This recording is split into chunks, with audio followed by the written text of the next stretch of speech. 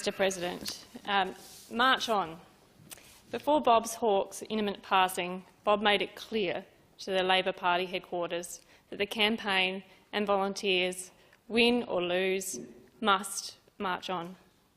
Despite Bob knowing the end was near, his energy was directed towards his family and his beloved Labor Party and country. To march on, to keep going, was the message Bob left, echoing in the minds of many Labor volunteers to fight for the Labor legacy and build on Bob's legacy, a legacy that surrounds us in monuments that remind us of what a Labor government can achieve. We did not deliver victory on the 18th of May, but we will, as he rightfully said, march on. Bob was a leader of conviction. He brought a nation together. And Bob's most powerful and enduring tributes will not necessarily be his loud jackets or his words or acts of empathy. They are, however, I believe, the world-class universities that stand in our community today, that were made accessible to all Australians. It is the modern and competitive economy we enjoy today, with an idea that growth is stronger when it is shared, when wages and living standards rise and security for retirement is provided through the creation of a compulsory superannuation scheme. Legacies like Bob's dedication to education enriched our country forever. It is hard to believe that less than 3 in 10 students finished school when Bob came to office. Remarkably, 8 in 10 finished school when he left. Bob Hawke gave many life gifts to every Australian, but there is a green and gold monument to Bob Hawke we all carry with us right now, and that is our Medicare card.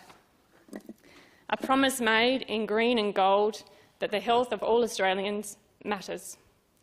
Bob strived to bring people together, to not label or to segregate communities, is what I feel made him the leader he was, and the leader that was loved by all Australians. I wanted to touch on a few personal stories, some very similar to many other members both in this chamber and the other chamber. But putting aside Bob's political achievements, I know Bob had an opportunity to be part of a fabulous school community because he went to a fantastic school, the same regional school in South Australia that I went to many, many years later. And that was Maitland Area School, now known as Central York. In 1935, Bob and his family moved to Maitland from Bordertown, and perhaps we were the only 2 Labor people in the village. It was here, as in many cases, that Bob's loud voice not only at the time resulted in him getting into trouble, but also proving his ability to be a leader. In his school report that you can see at the Hawke Library, it states, Bob is capable of achieving very good work, but would have received higher marks if he were not for his carelessness. This feedback worked for him. He went from being an average student in his class to getting the highest marks in his class for the remainder of his time at Maitland. Another story that happened in Maitland, that probably no one knows about outside of Maitland, is that Bob Hawke could have been the Prime Minister we never had.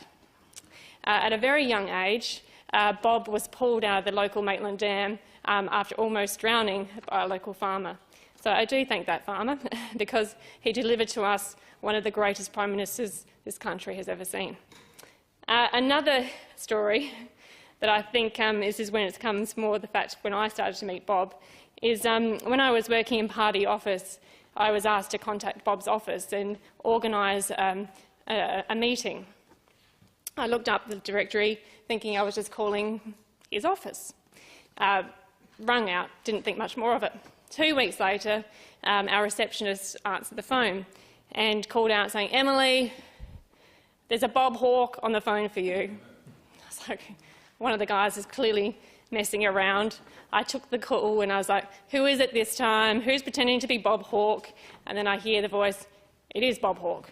So I was incredibly embarrassed after that, and the conversation didn't go very well, but he did organise the meeting. Later on, I was to do something very similar to what the Honourable Kyan Ma has just stated, and also what the member for Croydon in the other place has said today. I was one of the very lucky few that was given the opportunity to pick Bob up from his local, the hotel that he was staying at in Adelaide, and drive him down to Colonnades. And it was the longest drive of my life, and I was terrified about doing this. But when I went to pick him up, it was a terrible windy day, and I pulled up to the hotel very nervous, and I got out, opened the door for him, and he quickly shut the door, and he said words I cannot repeat in this chamber to highlight how windy it was. But I certainly was not as nervous after his opening line to me. He was just, as a member for Croydon said in the other place, incredibly distracted, thinking about the many, many things that were always going through his mind, even at that point in his political life when he wasn't in politics. He was on the phone the entire trip and had to borrow my phone because his went flat to make radio interviews for the trip down there. But it was the second we walked into Colonnades that I saw something I haven't seen in any other political leader.